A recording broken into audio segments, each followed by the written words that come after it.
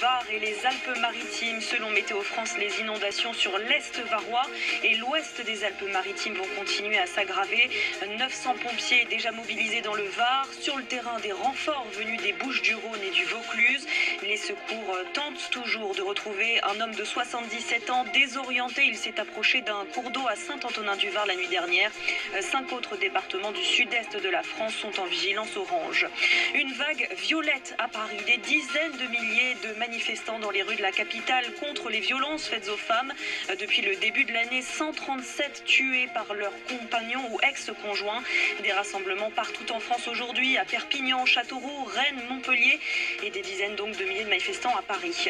À Valenciennes, dans le Nord, ce sont les Gilets jaunes qui se mobilisent. Plusieurs centaines pour soutenir l'un d'entre eux blessé à l'œil la semaine dernière à Paris.